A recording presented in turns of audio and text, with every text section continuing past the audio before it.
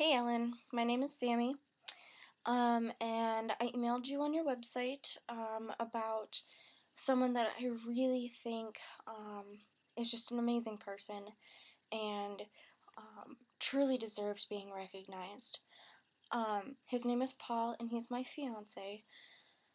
Um, basically, he was married previously to us getting together. He was married for 5 years and was with the woman for 6 years. Um, shortly after they had their first child, their daughter Araya, who's now 5, 6 coming up in December. Um, Paul found out that his wife, had been diagnosed with schizophrenia, schizoaffective disorder, borderline personality disorder, PTSD, depression, anxiety, and he's really not 100% sure if there was anything else that he did not know about. Um, basically, so he found that out about 6 months after their daughter was born, and then a couple years later, um, she got pregnant again, um, which was pretty much on purpose. Um, she had stopped taking her birth control and possibly tampered with other things and basically just got pregnant on purpose. Um, so she was pregnant with their son Vincent, who's now 18 months old. He will be 2 in November 1st.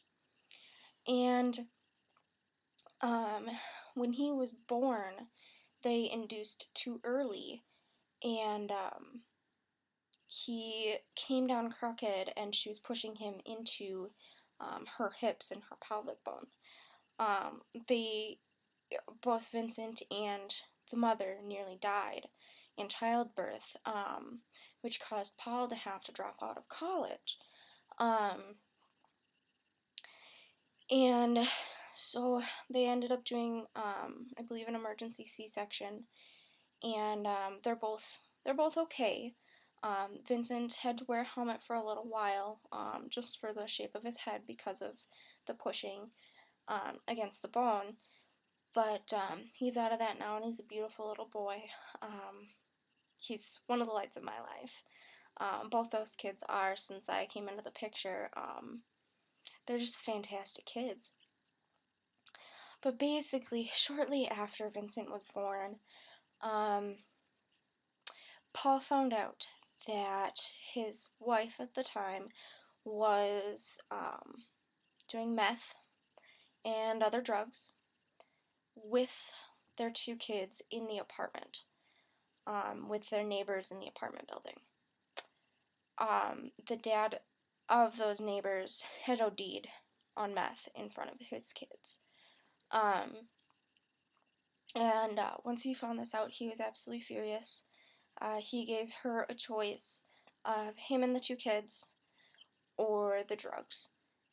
And unfortunately, she chose the drugs.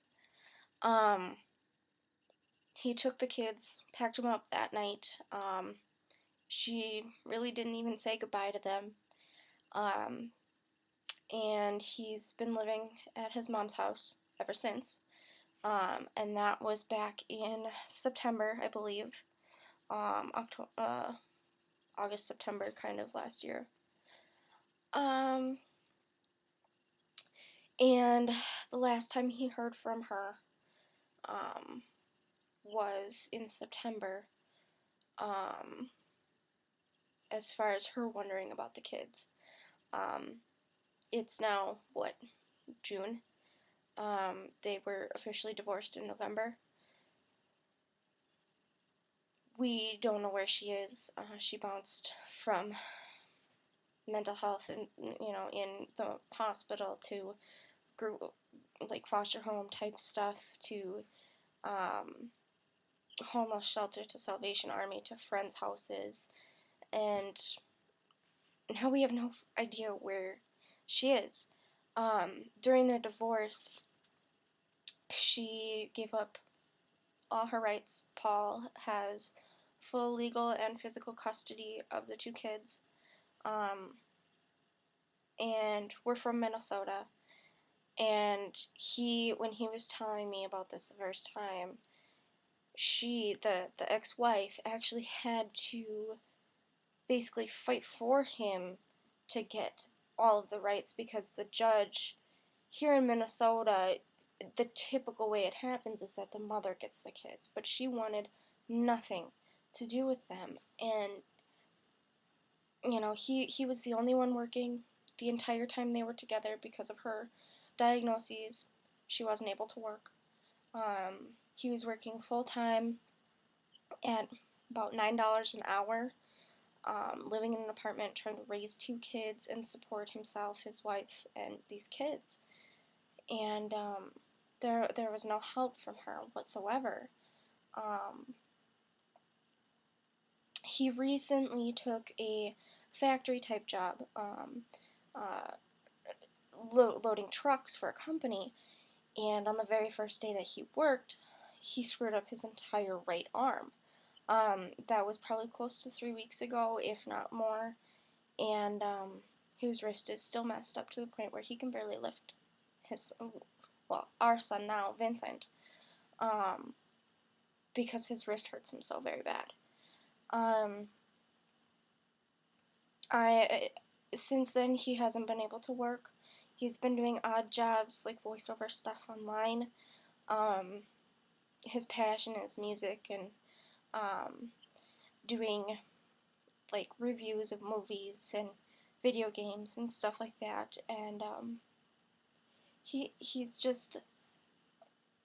an amazing person, and he's an amazing dad to those two kids. And I'm working right now, but I'm only working part-time because I'm a student, and I also try to stay home and help with the kids, especially with him being hurt. And I only make a little over $9 an hour. We're really lucky that we're able to live here with his mom. But we really want to be able to eventually have our own place, especially once I'm out of school. And he has done such a fabulous job with these kids and keeping them so happy, and he's given up so much for them.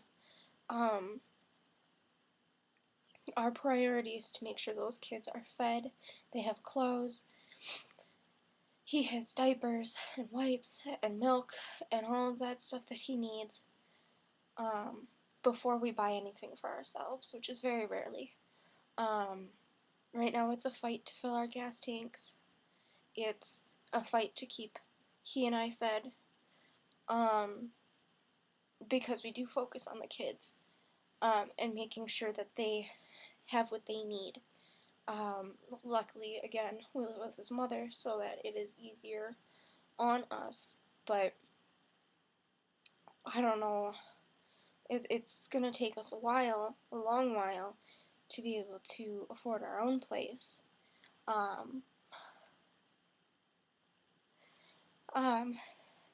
He's just incredible. He's an incredible person, and I'm so very thankful and so very lucky to have met him, and for him to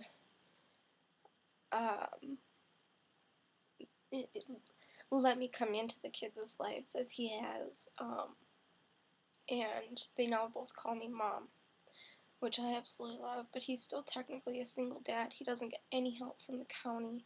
He doesn't get unemployment. Nothing like that. We have no help, other than the little bit that I make and what his mom is able to do for us. I have a picture of our family that was just recently taken. This is Paul, our daughter Araya, our son Vincent, and me. His mom's dog is down here as well, Luna. But they're adorable and beautiful children, and he has done an amazing job raising these kids these past several months, and making sure that they have what they need, and making sure that they're safe. We're still always terrified that the ex-wife is going to come and try and take the kids away. We don't know if she's on drugs anymore or anything like that. The only thing we can do is assume that she is, because she's been unstable for a very long time. So Ellen, basically, I'm just asking for you to recognize Paul for everything he has done and how amazing he has been. So I love your show. He likes your show as well.